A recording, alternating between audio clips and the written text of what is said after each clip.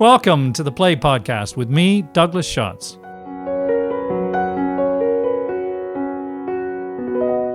Hello, and welcome to episode 5 of the Play Podcast, where we explore the greatest new and classic plays. I'm Douglas Schatz, founder and host of the Play Podcast. Before we raise the curtain on today's play, a short plug, if I may. If you've listened to any of our previous episodes and enjoyed them, you might be interested to know that at the same time as we release each episode, we also publish some extra bits of content on our website under the title of Footnotes.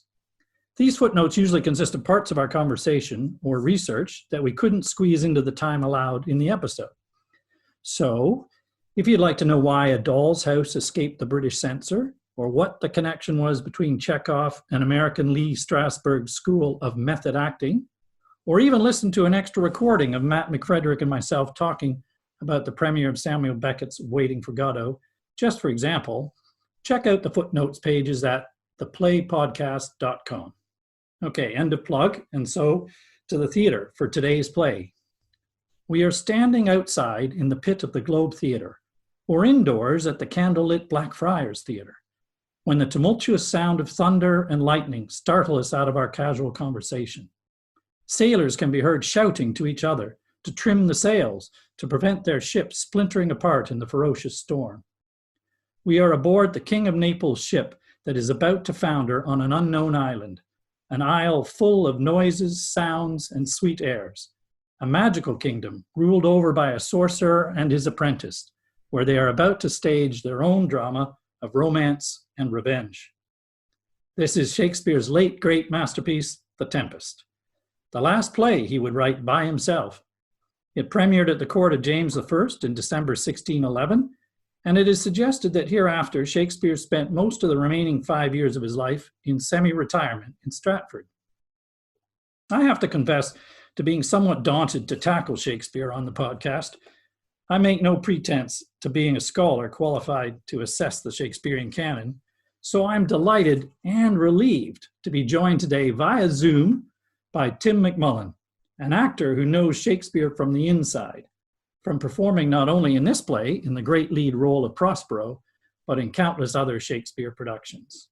Welcome, Tim. I'm going to do a proper introduction to you now, but I can see that you're there via our technology. Yeah, hi.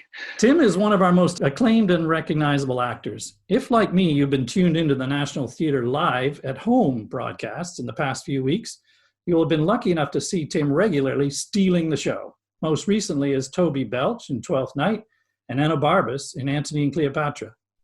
Tim's wealth of experience in Shakespeare also includes performances as Oberon at the RSC, Jaques at the Globe, and most pertinently for our purposes, of course, as Prospero in the 2016 production of The Tempest at the Sam Wanamaker Theatre, directed by Dominique Dromgoole in his last show as artistic director of the Globe. Of course, Tim's work encompasses much more than Shakespeare. He has appeared in more than 20 plays at the National Theatre and on stage at any one time in many, if not all, of the major London theatres. His film and TV work includes Shadowlands, The Queen, The Woman in Black, Foyle's War, Brexit and Uncivil War, The Crown, and of course, Shakespeare in Love. And that isn't anywhere near the full list. Welcome, Tim. Thanks so much for coming to help me out on our first foray into Shakespeare. It's a privilege to have you with us. Oh, it's nice to be here. Thank you. Thank you. So we usually start the podcast by asking our guests where they first encountered our play. So, Tim, do you remember when you first encountered The Tempest and what impression it made on you? Yeah, the answer is I don't really know. I think that there are some sort of classic plays or, really well-known plays or pieces of music that you sort of reach adult life and you just kind of are aware of them, but you're not really quite sure possibly where you first came across them. I'm sure I saw a school production, and then there was a production at RADA, and I saw, one or two professional productions. Yes, I came by it piecemeal in the way that you might hear, a symphony or something every now and then, and it just becomes part of your consciousness. It's a bit like University Challenge, and I hear a piece of classical music, and I think, yes, I'd recognize that, but I've never, of course, studied Beethoven at all, but somehow I've picked it up. No, also, of course, you know particular bits, like, so, for example, you might recognize a bit of Beethoven, and you might also have heard The Isle is Full of Noises, And so you know bits of these things, and but not necessarily them in their entirety. Yes, yeah. So, well, we're going to cover some of this, and hopefully we'll put it in the right order. I was going to ask you, what about the play then attracted you to the idea of doing The Tempest, and Prospero in particular? Well, it's quite a prosaic answer, really, which is that, you know, one very seldom chooses things; they choose you. And if you get offered a great opportunity, then you have to take it. So it wasn't, I didn't know that I wanted to play Prospero, but Dominic offered it to me. And so, you know, that was an opportunity to take. And I've learned that you have to take them. I have to tell you, I was offered Hamlet not long after I left drama school. And I thought, I'd been offered something else I wanted to do, and I thought I'd do Hamlet another time.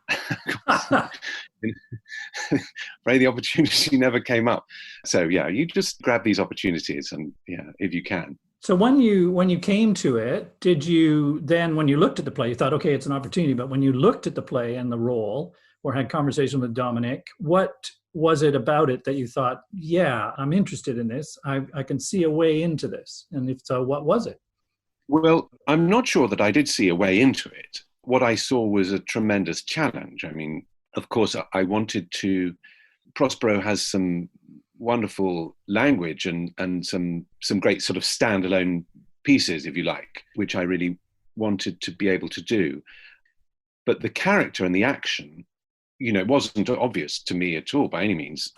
You know, I didn't immediately see a way into it. But when I met Dominic for the first time, we talked about it, and we talked about Prospero's magic and how we might approach that. And he showed me some YouTube videos of a man who was quite an elderly man with a big white beard and sort of crazy hair, who's a real person. He was an artist, and he lived in this extraordinary house full of things that he'd invented out of plastic bags and bits of metal and rope, and he was clearly a bit of a hoarder, and had all this electronic equipment around, and he completely lived in his head. You know, he lived in a world entirely of his own imagination, and sort of quicksilver mind, and always sort of doing all this and looking for something, and it was almost as if he was casting spells and trying to put pieces of the world together so that they made sense to him. And that was, I was trying to see if I could find them yesterday. I couldn't on YouTube. But that was a very interesting place to start, this idea of this man who'd been sort of on his own, locked in his place of study with his books and his ideas. So that's where we started out. That isn't actually, of course, how I ended up by playing him, but it was but actually we made a look for him, which wasn't dissimilar. So that was exciting and very it's stimulating. interesting you described the magic, him sort of inhabiting this world himself, not necessarily it being separate to his world. This was his world, which is what he did see. I read somewhere that Shakespeare may have had in mind or was aware of Dr. John Dee, and that Prospero might have been modeled on. Dr. John Dee was astrologer to the court of Elizabeth, and by all accounts, wildly eccentric. He spent most of his life trying to commune with angels, apparently, and was renowned as a magician of the time. So I guess inhabiting, their own world, as you said. What's interesting about the magic in Prospero is, how literal do you take that? Did you take that? Did you believe he was capable of that, of what he was doing? Well, while I was trying to find a way in, I read about Dr. John Dee and beliefs in magic and witchcraft and sorcery and so on and so forth at the time. But, that's all very interesting, but I'm sure that all of those things had resonances to contemporary audiences. They must have done. But I found it wasn't really helping me with the character, because the one thing I couldn't really believe, and perhaps it was a failing in me, much as Ralph Richardson, although I'm not comparing myself to him, said, he never really succeeded with the Scottish king because he couldn't bring himself to see the knife. I couldn't really believe in the actual magic as a literal thing, that there was a sorcerer on an island with a stick and a magic cloak who could actually make things happen, and that the audience would sit and watch him and believe that he was an actual magician actually sort of doing real Harry Potter wizardy woo magic.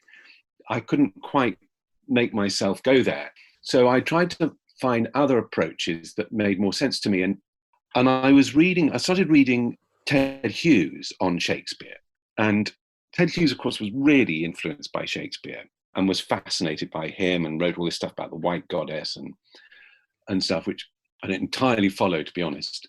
But some of what he wrote about Shakespeare is extraordinary. And it brought me to the whole idea of the poet as purveyor of a kind of magic, that poetry is rooted in magic, and that great poets, are seers who can sort of tap into a kind of ancient rhymes and rhythms that move us and transform us in ways that we're not always aware of.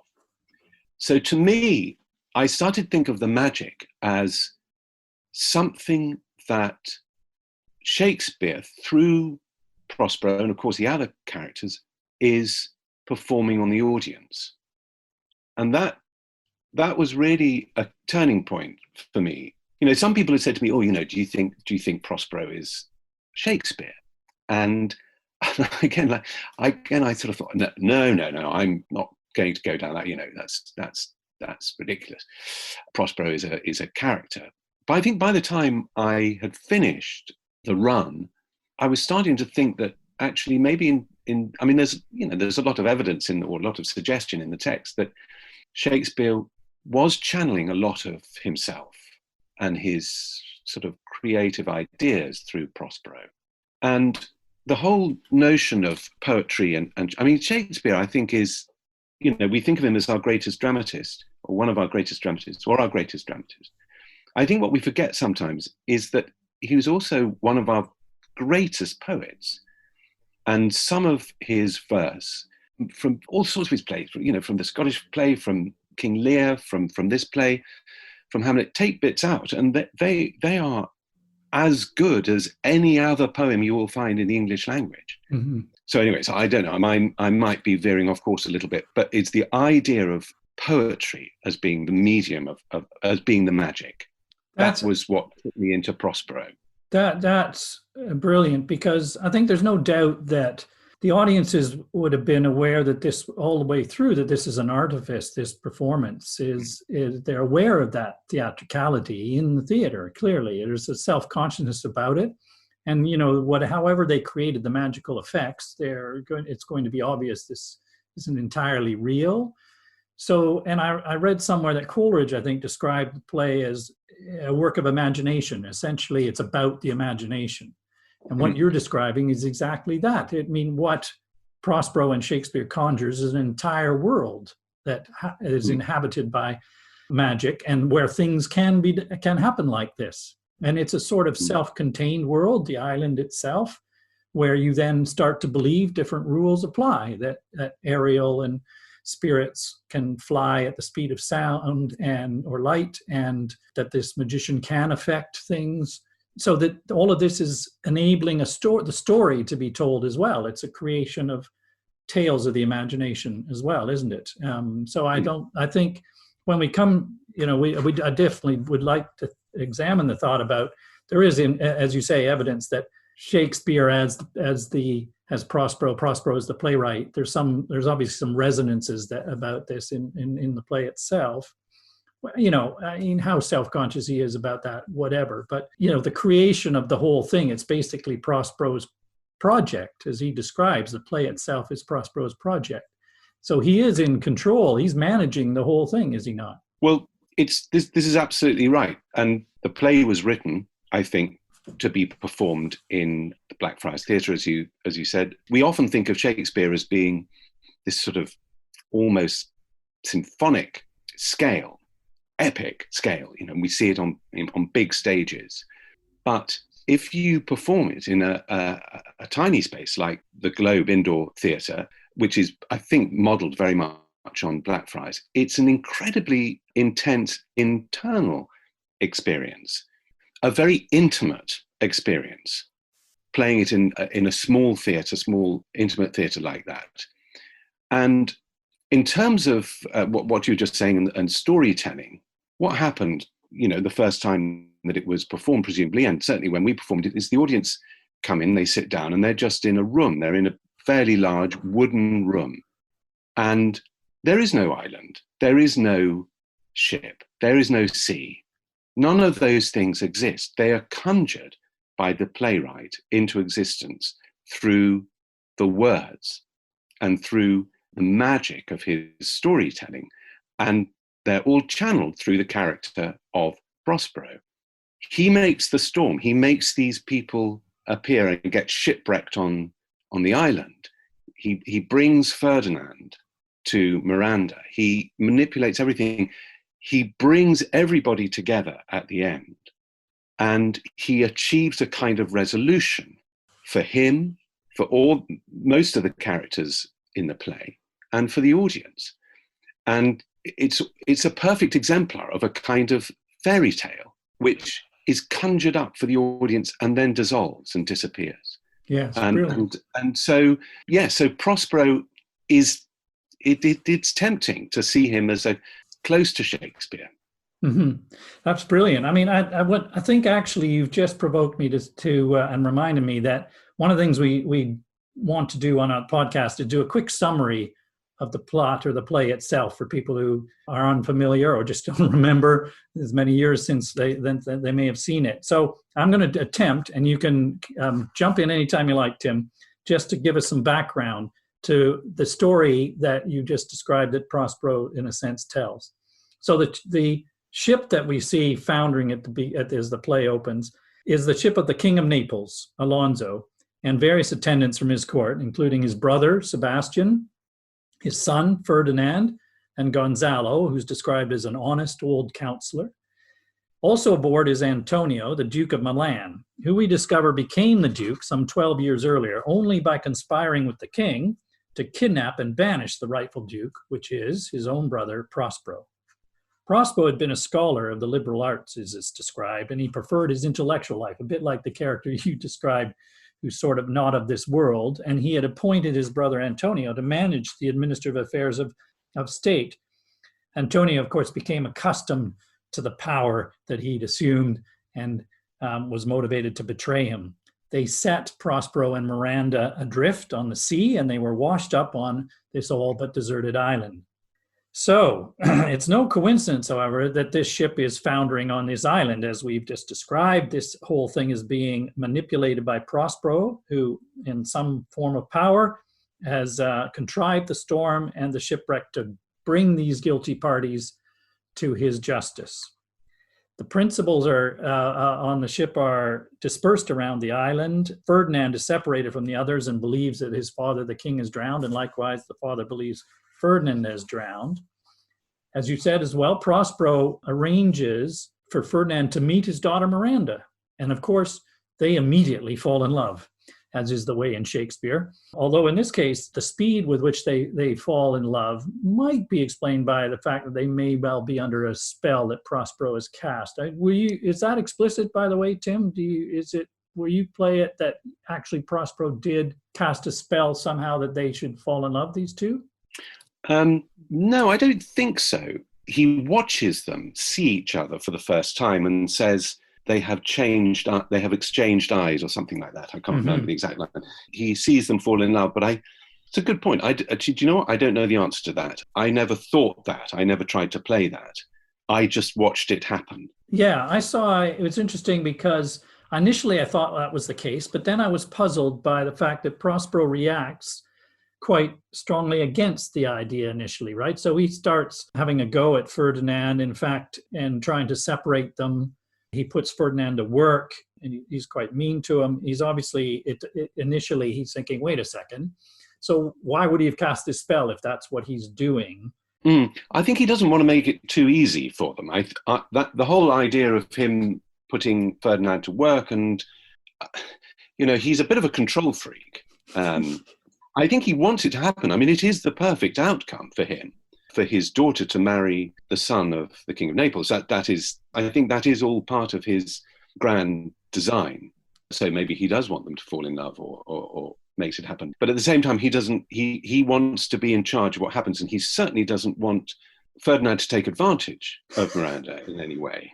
He's the classic father. There is that classic father protecting his daughter's chastity with several warnings in the play. And as he says, he slows them down. He says, "Lest too light winning make the prize light."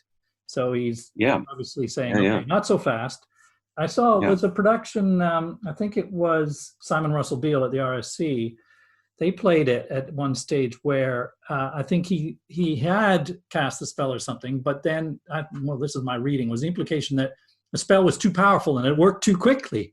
And he was sort of taken aback and said, wait a minute, I didn't mean it to go that fast. And of course, as the father, as we just said, he was protecting his daughter as well. So this is, as we say, all part of Prospero's plan in some form, because as you rightly point out, by marrying the heir to the throne, his daughter will restore his position and the family's position as well. Do you think throughout, the play is, as we've described, is this project of his, do you think throughout he's in total control of this agenda and that it's a foregone conclusion that it's all going to go according to his plan? He's very emotional, Prospero, in a lot of his responses. He gets very agitated too. He doesn't want to necessarily forgive his brother. That is something that we see him going through. I don't think that, that's not a foregone conclusion. I don't think he really knows what's going to happen. I think he's improvising as he goes along to some extent. The ship carrying all those characters you mentioned comes near the island. That gives him the opportunity, and how it then unfolds is him reacting, to events to some extent. So nothing, I think, is a foregone conclusion. It's funny because he gives, that's true, I'm sure, because he gives and there's a richness for that, of course, but he gives the impression of being very controlled a lot of the time, and that he has the powers to do these things. But on other points, as you say, there's a certain rage in him. He gets angry, he's quite quickly. And, the forgiving of his brother and that resolution, as you say, is not, I think, his original intention, perhaps. And he only arrives at that because Ariel influences him to do so. And we'll come to Ariel in a second. And of course, there's this plot that's one of the subplots in the play, not get too down in the weeds, but between Caliban and Stefano and Trinculo to somehow do away with him. I don't think he'd anticipated that bit. I just wanted to add something to the discussion about, to what Prospero kind of stability, as it were, and, how much he's in control and how emotional he gets about particular things, and, he loses his calm and so on and so forth. There's a really interesting bit, and I think you're going to ask me to read it later, the speech that he has. These are actors, as I foretold you, are all spirits. Our revels now are ended. That speech is that we actually know what is commonly known is the middle lines. But when he gets to the end, he says, "Sir, I'm vexed. Bear with my weakness. My brain is troubled. Be not disturbed in my infirmity. If you be pleased, retire into my cell and there repose. A turn or two I'll walk to still my beating mind." He's very, very emotionally charged to the point of which I felt when I was playing it, almost distressed by what he was going through in the process, because it's such an extraordinary thing to bring all of those people together in one place. The brother that had usurped him, the people that had betrayed him, to be about to lose his daughter, to say goodbye to his spirit, who is almost his alter ego in some ways. All of these things, it seems to exert such an incredible, powerful effect on him as a man. And that to me was an extraordinary discovery in performance. Quite extreme emotion that one felt going through it as I performed it. Going through him as I performed it. That's really illuminating because, as I said, when I reread the text recently as well, you get the impression a lot of the time that he's in total control. He's got the command, the power, the plan. But you're right, the pressures, there are also moments, and it's more in performances, I think you described, where the pressures are huge and coming at him from all sorts of different angles. And that's very challenging. And I was going to just mention at the very beginning of our conversation about when I first came across Tempest. It will have been at school, of course, and I was way too young to appreciate really most of what was happening. I mean, I may have been attracted or thought the character of Caliban is interesting in some form, but I had no real understanding of the perspective of Prospero. And it's partly to do with time of life, I think, as well. And all these things that he's bringing to some form of conclusion. He's got, I think, some concern, as we all do, about diminishing power. I mean, in the end, he gives up his powers and is, obviously reduced thereby. But as you also describe, he's trying to resolve so many of these lifelong, I mean, for many, many years, these issues that are then uppermost in his mind about how he lost everything and the revenge that he would like to enact. But then, of course, as you described, he loses, as he says, loses his daughter. He says he lost her in the recent Tempest at one point explicitly. So he's coming to terms with that as well, and he can foresee some of this, and as you say, he's reacting to the pressures of trying to control everything and for it to come out well in some form, while also aware potentially of his own fragility. So I think you made a fantastic point. I was picking up about Ariel and his relationship with Ariel. So we haven't really described Ariel yet in conversation. The story of Ariel is that he was a servant, I say he, I don't know, but to a witch, Sycorax, who had been banished to the island prior to Prospero and Miranda arriving. And when he refused to do her bidding, she imprisoned him in a cloven pine tree. However, she died, and so he was stuck in the tree, and Prospero discovered him there, heard his groans from within the tree, and released him, and struck a deal with him that Ariel would serve him for a year before he would grant him freedom. Ariel's a wonderful original invention in the play. What do you make of the relationship between Prospero and Ariel as a character? Well, to begin with, how we played that just would take me quickly or briefly back to how we approached the play generally, because I can remember asking Dominic Dromcool quite early on in rehearsals if we could talk about Prospero's relationship with Ariel and Ariel's relationship with Prospero and what was going on there, and could we throw that around and try and make some sense of it.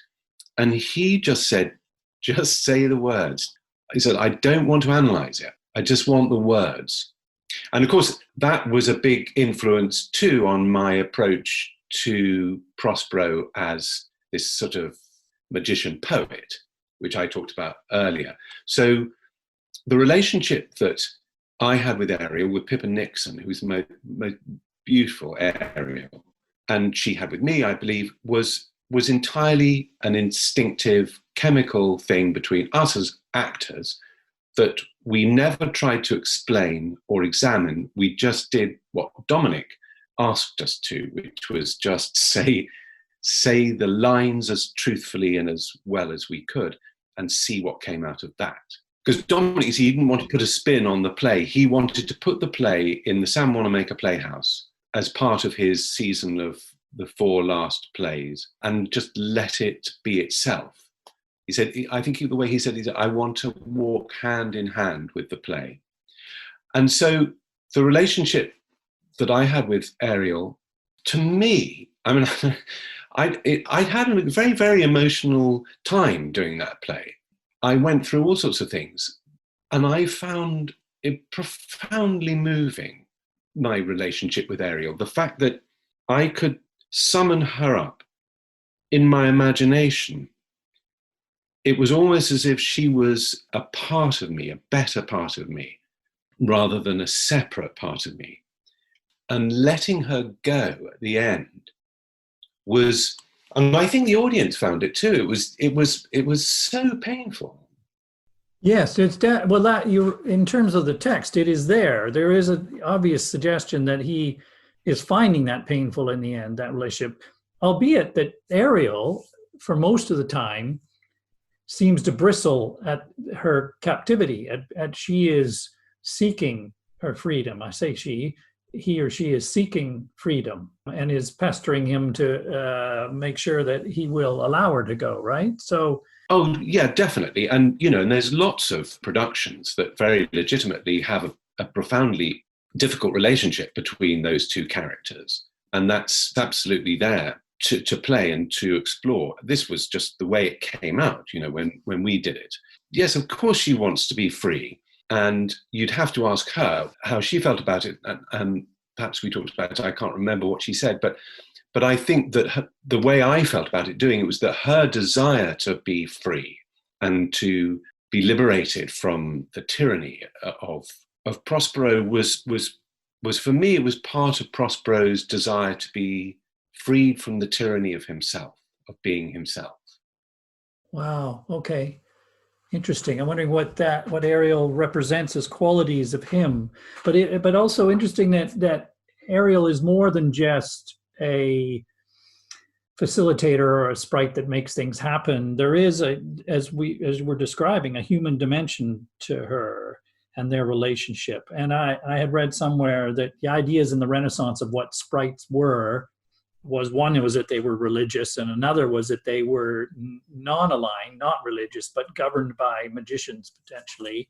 But none of them, there didn't appear to be any precedent for imbuing a sprite with human qualities of perception or emotion in particular, as Shakespeare does, which I think makes his creative invention of this character all the more impressive. It is impressive already that this live spirit with supernatural motion, speed, and ability as light as air, as the name conjures, and can travel at that speed and make things happen, can be invisible. I mean, that's such a wonderful device, clearly a magical device. But all of that is exhilarating to watch and enchanting. But then, as you said, there's also this deeper level. There is a connection between them that is emotional. Yes, it is. And, going back to what we were talking about earlier, like the other characters, Ariel exists through the agency of Prospero. But another thing is, like Caliban, who you might want to talk about a little bit too, Ariel has some of the most beautiful language in the play. Shakespeare really knew how to share it out. And I think Ariel has, to me, the most wonderful line in the play, which is when Prospero is asking her or him or it about, what has happened to everybody and where they all are. And she tells him, and she talks about Gonzalo, and she says, his tears run down his beard like winter's drops from eaves of reeds, which is, to me, it is just, every time I heard that line or every time I read it, to me, it is a form of magic to be able to articulate things in that way. It is. Yes, I was going to ask you, Tim, about the language in the play. I'm jumping in here because you just prompted me, and I wanted to ask you about the language, and clearly this was so important to your understanding of it, as you say, as Prospero as poet. You've done lots of Shakespeare. How did you find the Tempest, the language in the Tempest, compared to to the other plays? Was there a difference to it? Did you? Yeah, no, definitely. But first, let me say, because I talked quite a lot about poetry earlier, I also want to make it very clear that, to me, when we talk about poetry, I'm not saying at all that it should be said poetically or recited as if it is poetry in inverted commas.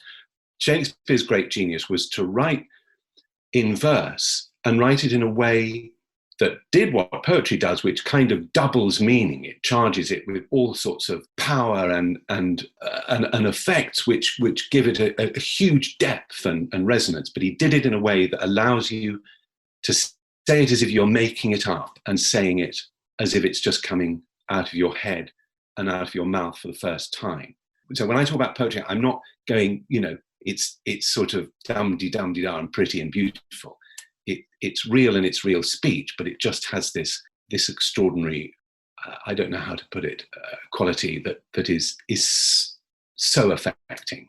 Yes, I mean, well, it's brilliant. It's interesting because when I was rereading again the text, at times, well, this is very straightforward, the language. It's not difficult. We keep, obviously, 400 years or more of separated, we can sometimes find the language difficult, especially in the theater as it's going past you at pace. But when I was reading it, I thought, actually, this is very straightforward. The exposition is very straightforward. But then there are these moments, even very straightforward, small moments of metaphor, for example, a poetic creativity in describing very economically the love between Miranda and Ferdinand, for example, or something. And it just, it's just gems that lift the thing.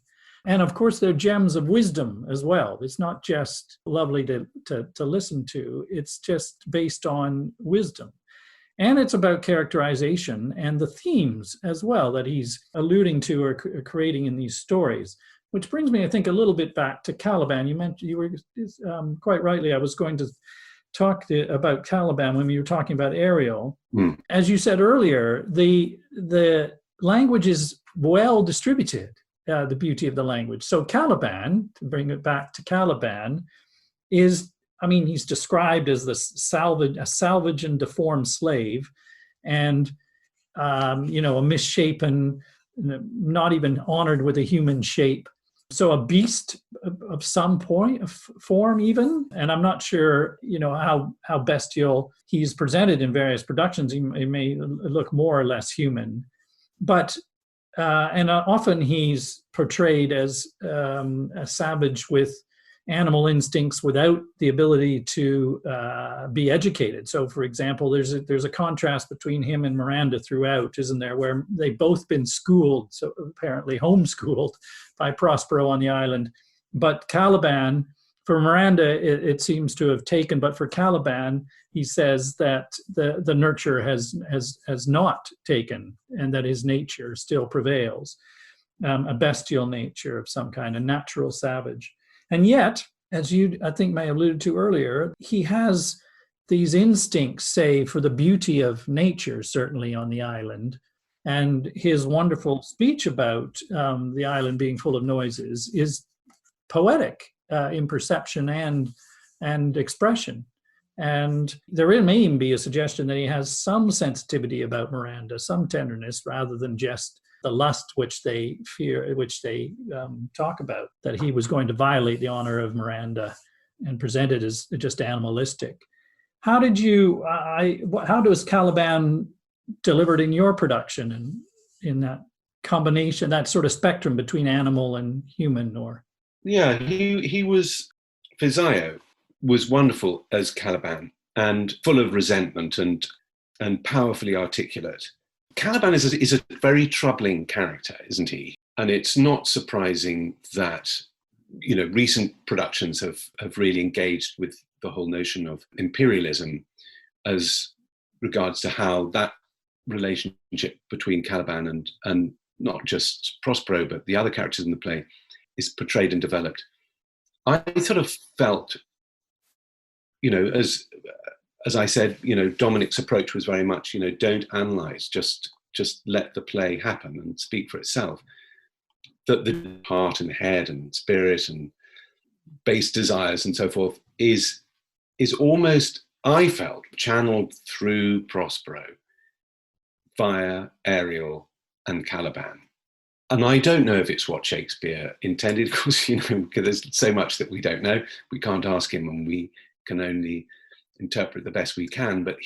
But Prospero says right at the end, this thing of darkness, I think it is, this thing of darkness I acknowledge mine. That, to me, was quite a key thought that Prospero has with him. He says all the beauty of and freedom and delicacy of Ariel. He also has the lust and baseness of Caliban. Now, that's one way of looking at it. But also, I think that Shakespeare, it's very, very hard to know, what he thought about anything, really. There was, I think it was the Shakespearean scholar Anne Wrighton, who was married to John Barton, was asked if anyone, what we knew about what Shakespeare thought.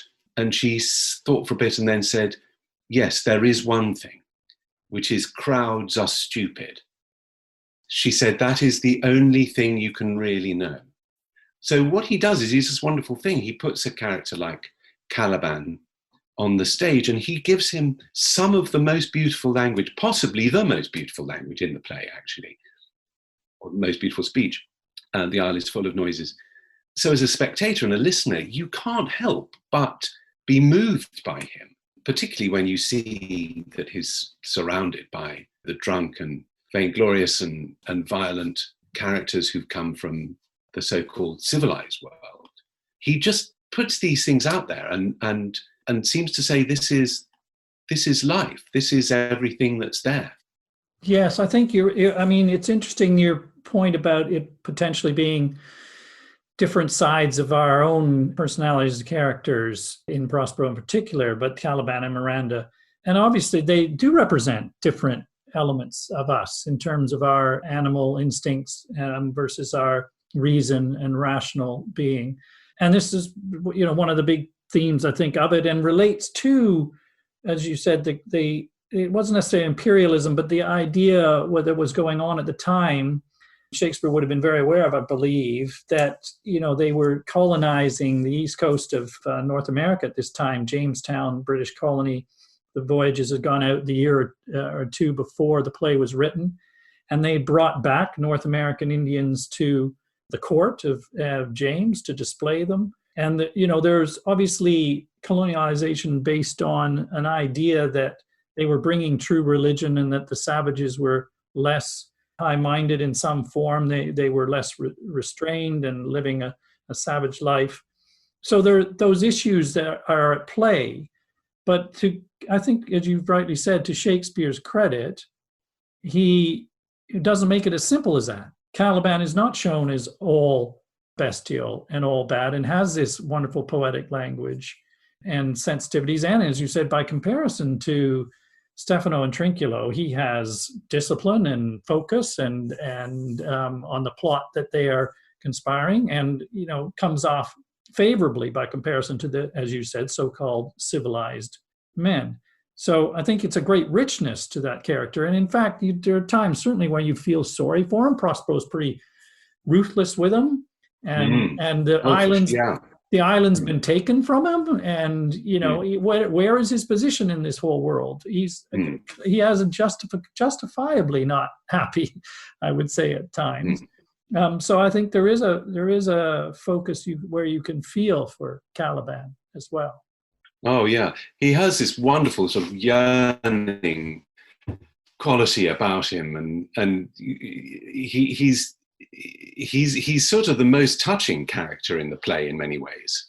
Yes, indeed, he is. It's interesting. I was when I was doing some research on the play, I was struck by how straightforward, in a sense, in some respects, the structure of the play is. It actually obeys the unities of time and place. It just, albeit a magical place, it runs straight through, which gives it a very coherent sort of structure overall, and easy to encompass. It makes the magic somehow all the more enchanting because there's a sort of stable foundation of the unity of time and place, which the magic, of course, upends in some form.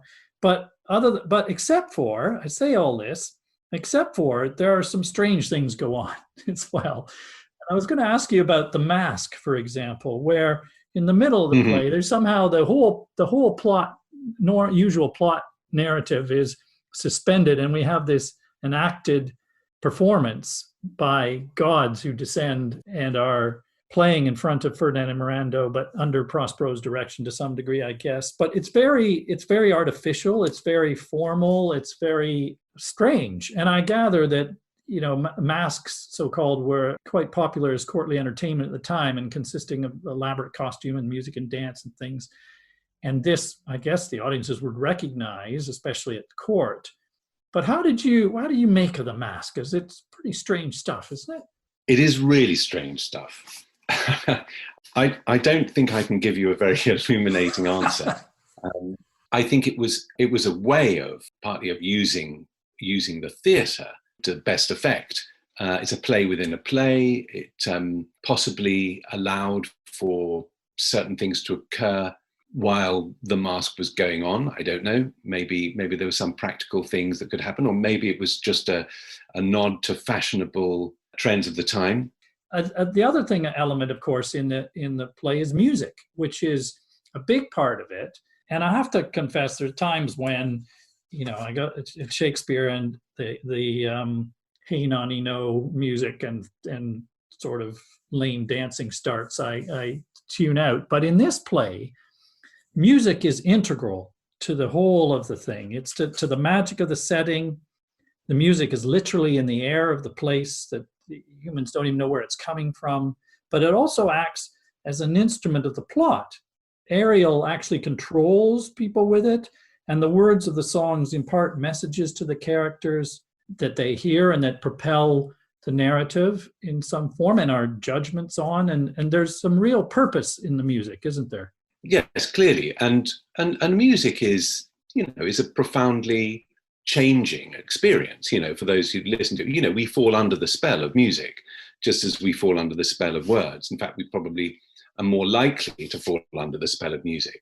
But there's another point as well, which I wanted to make about the theatre and the Blackfriars Theatre and the Sam Wanamaker Playhouse, is that I think that maybe, quite often things were written very specifically for particular places. So there's no accident that the whole beginning of the play takes place inside a ship. If you were inside a small wooden theatre, with galleries around it and so on and so forth, and it was candlelit, it would be very easy to create the illusion that you were in a ship. And then the stage is illuminated, and that is an island. And music is beautiful inside a small space like that. It's like being inside a cello, the way it resonates. So I think that Shakespeare, in the use of music, was taking advantage of what the environment that he knew this play was going to be performed in was presenting him. And it does give the whole evening, particularly when we join it up with the whole notion of Prospero as the storyteller who makes all of this thing happen for the audience and then releases them at the end, together with the music and lots of other things. It creates a very unifying experience. I mean, it creates a magical experience, doesn't it? I mean, you've just conjured a beautiful image of the inside of the theater, and it struck me throughout that this is a magical play, but it's a very magically theatrical play, and there are many moments where ingenuity is required of some form to produce effects. The storm, the multitude of different spirits that appear and disappear, a banquet that appears then disappears. How do these things happen it's self-consciously theatrical in some ways in creating the magic and the artifice, as we may have said at the beginning. And I'm interested in your production and others as to how literally people do these things. How significant is it that you create these illusions or not? There was the RSC production, Simon Russell Beale, a few years ago, had used all the wonders of modern technology to create all sorts of effects, using projected images to create a shipwreck and spirits and all that kind of stuff. And I wasn't really sure that was necessary, to be honest. At the Globe itself, there was a production a few years back as well, where when the ship is in peril, they were passing a model ship over the hands of the groundlings in the pit to indicate, well, here's the ship. And, obviously this was not high tech. This is all about understanding that this is theater and the suspension of disbelief and appreciating the creation of this world in that space. How did it work for your production in that sense? Well, I think one of the most telling lines in Shakespeare is the chorus at the beginning of Henry V, when he says, "Think when we talk of horses, that you see them." And that, that is really important. I think that, when you had a theatre like the Blackfriars Theatre, and they were thinking, okay, we can make trapdoors, we can make things come down from the ceiling. It's a bit like the early days of cinema or any new piece of technology is, what can we do next? So, probably a lot of the effects in the Tempest were things, I know, look, if we did this, then we could make that happen. And that would be really cool. And it would look wonderful in candlelight. And then we can cover that with so there's lots of sort of illusion being created. And some of them would have been sort of established illusions and some of them would have been new. But I still maintain that the power behind all of this comes from the language and how the language engages with people's imagination.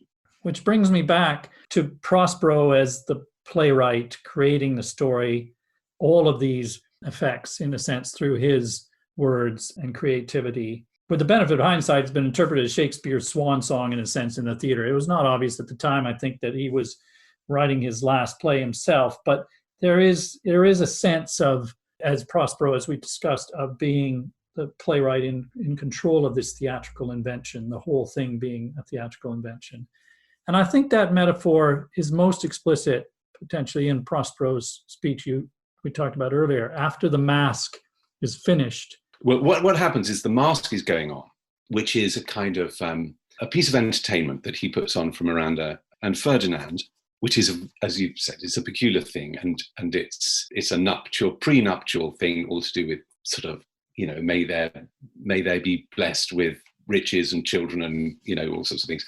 And he suddenly remembers Caliban's plot to kill him, and he stops the mask, which is a play within a play. So we see, if we take the notion of Prospero as the creator, we see him creating this play for us, this whole experience. And then within that, he creates this other little play, which is the mask, which he then interrupts.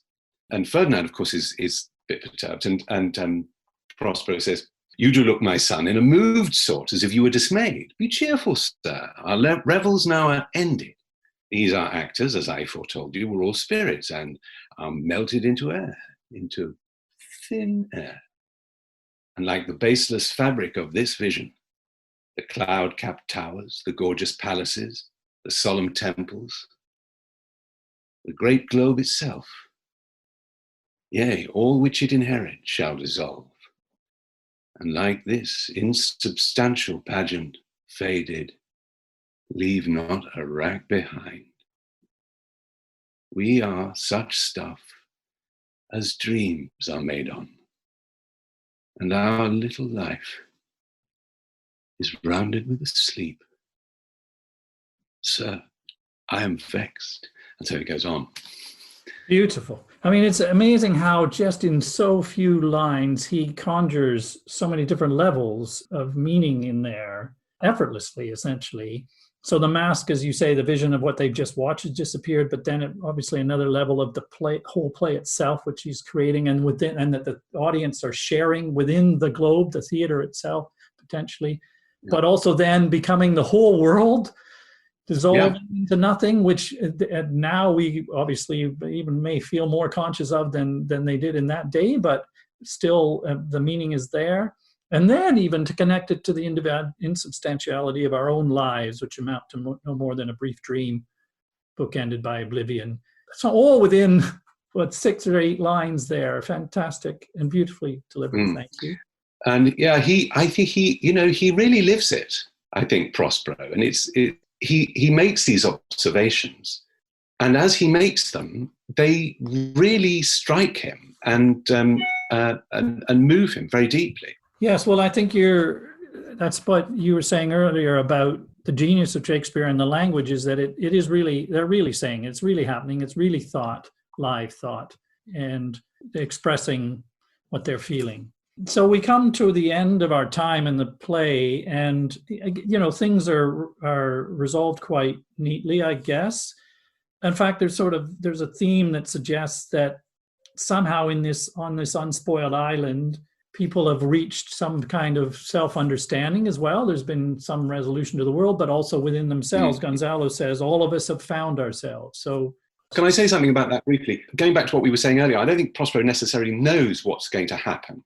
And he struggles, or what he's going to do, and he struggles with his emotions really powerfully, I feel. And to me, one of the most extraordinary moments in performing it was when Ariel leads all of the characters, Gonzalo and Alonso, Antonio and so on, onto the stage where Prospero is, and they're all still in a trance.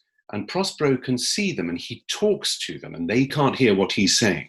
And he sees Gonzalo, and he talks to him, and he cries when he sees Gonzalo. He's so happy to see him and so moved. And he sees Sebastian, and then he comes to his brother, and he looks at his brother, and we know what's what his brother has done. His brother has tried to kill him. He took his power away, just set him off on this leaky boat, which by a miracle survived. And he forgives his brother. And it's a real struggle to do it, to say the words, I think.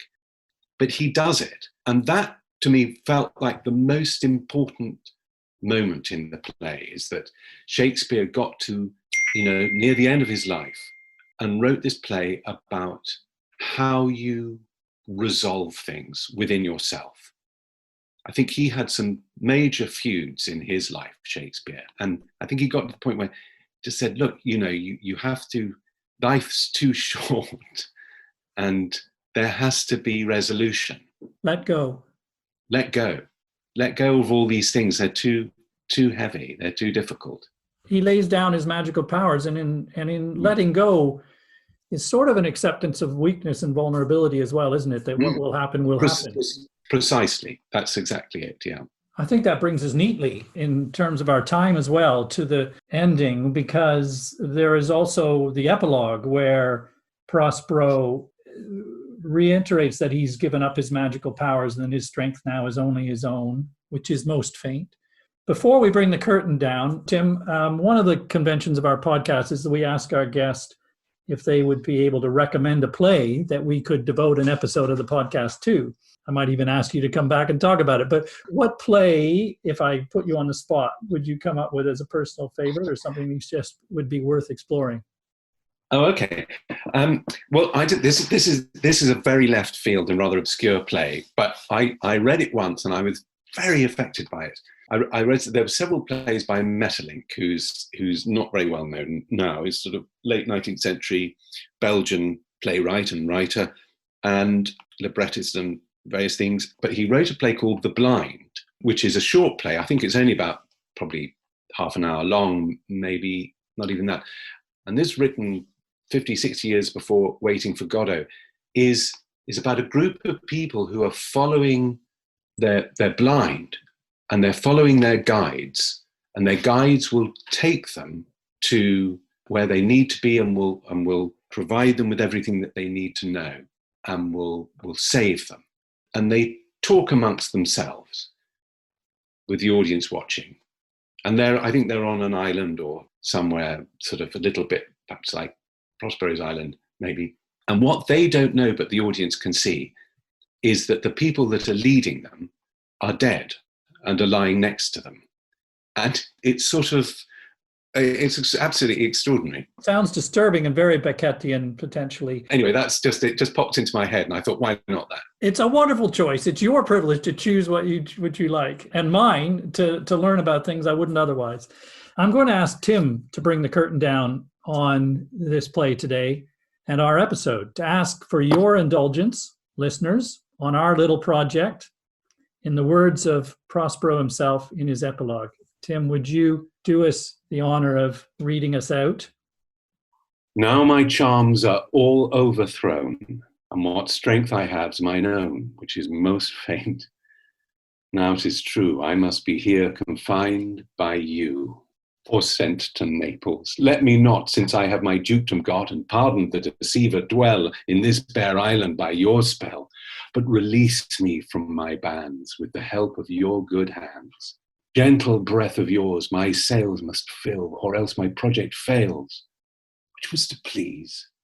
Now I want spirits to enforce, art to enchant, and my ending is despair, unless I be relieved by prayer, which pierces so that it assaults mercy itself and frees all faults. As you from crimes would pardoned be, let your indulgence set me free. Magical is the only word. Thank you, Tim. Thanks for listening. See you next time.